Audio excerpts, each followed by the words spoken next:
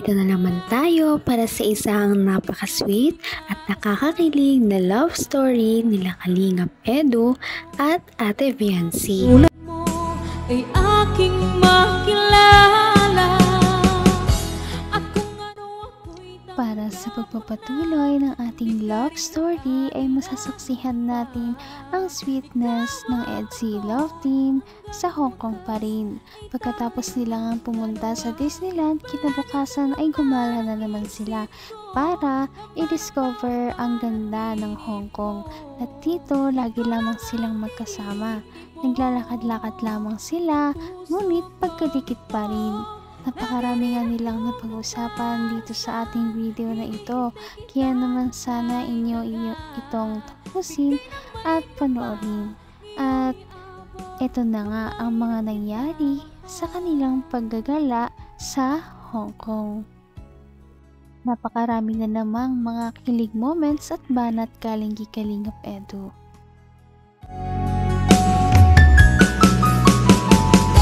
ang nais ko lang.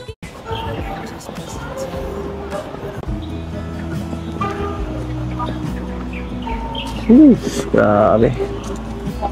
Tago ko muna ng tigkonti ha. Bira. Saan ba tayo pupunta dito? Kitamian! Gusto ko maingay, bihira ka. Kitamian, oo. Pagbigyan mo na ako, bihira na tayo lumabas dito. Pagod na. Wow. Kakaano naman oh. Grabe na pag ito ah. Ha? Bihira ka naman oh. Sobrang tagal ko nang hinintay itong pagkakataon na to para masulong ka, tapos yung pa ako pagbibigyan oh. Bihira tayo mag-ibang bansa. Iba pa rin pag dito yun oh. Iba pa rin ang feeling dito. Papanood ko lang to sa Korean drama. Kaya nga eh. Kaya nga ito oh. Tinitestingan ko na kung paano talaga yung ginagawa nila dito sa movie oh. Testingan na wala. Ganun. Dito tayo.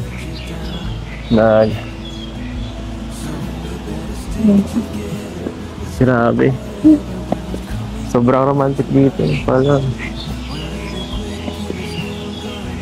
saktong-sakto itong oras, araw ng mga puso talaga dito. Bagay na bagay ang pag-travel natin. Punong-puno dito ng magiging punong-puno ng pagmamahalan nitong travel na to. Kung ano ako'y tanggap mo na, hindi ka rin nag-alinlangan pa. Grabe naman ang kaswitan ng love team na ito dahil sa kanilang paggagala, hindi lamang sila simpleng nag-uusap dahil naka-holding hands pa. Ano na kaya ang tunay na sitwasyon ng kanilang relationship? Magiging punong-puno ng pagmamahalan nitong travel na to. Wow, ganda! Saan siya? Saan dito? Angas! Wow! Grabe, ganda! Astig!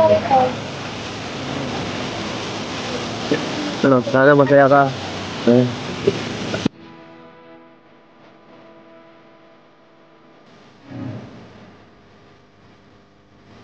Napakagandang paligid ito. Grabe, sobrang ganda dito. Sobrang ganda dito. Ako lang ba o parang mas lalong gumaganda ka rito? Bagay sa'yo mga outfit mo. Hindi naman ganyan ka-sexy yan ah. Aray ko. Hindi, dati naman wala. Dati na maganda. Oo, may pinapaganda kang iba ah. Wala. Nalaglag yung cellphone mo. Walang makasagip mo dyan. Sige, tingin ka daw. Naman ang bawat panaginip ko, ikaw lang ang tinig. Kahit saan mo talaga dalhin si Ate Fiancé ay hindi ka ma-disappoint sa kanyang kagandahan. Kahit na gaano kagarbo o kasimple ang kanyang kasuotan ay talaga namang mamangha ka sa kanyang kagandahan. Kaya naman, hulog na hulog si Kalingap Edu. Di ko napansin yan. Biglang tumubo ah. Nakikita mo yan, niloloko mo ako eh. Simple ka ah. Bagay na bagay, oh.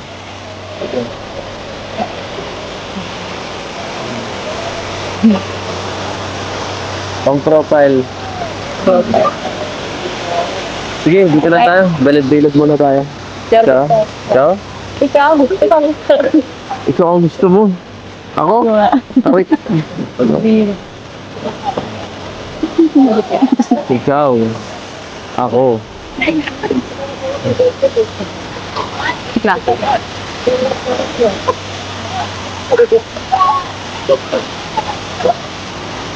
Hindi. Ganda. Ikaw at ako.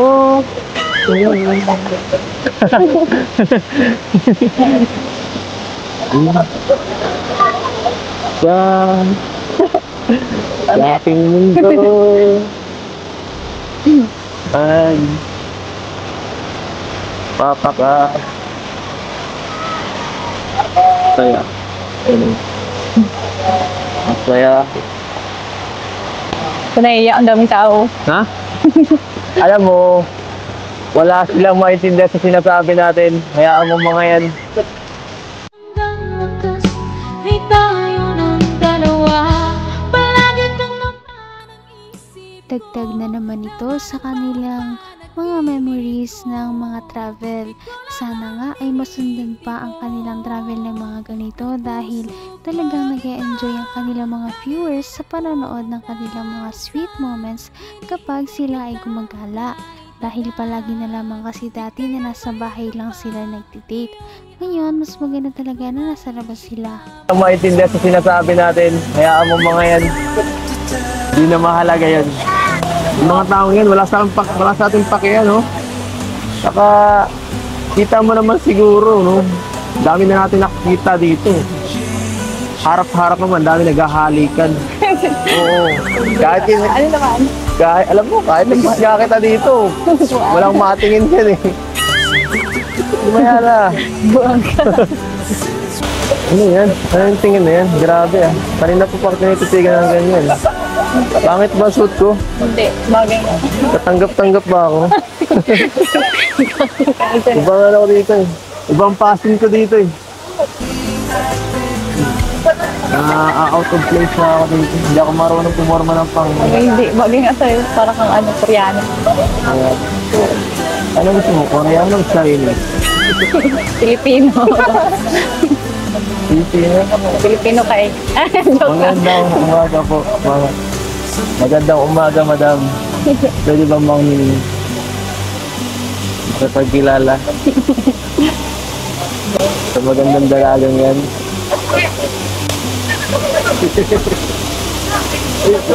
Uy, grabe oh. Hino-holding hands mo ko, kakakilala pa lang natin. Ano ba yan?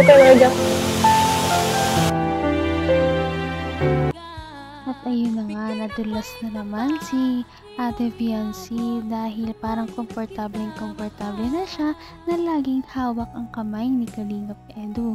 Kaya naman, nagulat ang lahat nang hawakan na naman niya ang kamay ni Kalingap Edu. At hindi lamang yan ang mga kilig moments na ating matutunghayan. Marami pa sa ating mga susunod na video. Napaka-sweet talaga nila at napakabait ng tambalang ito kaya maraming sumusuporta.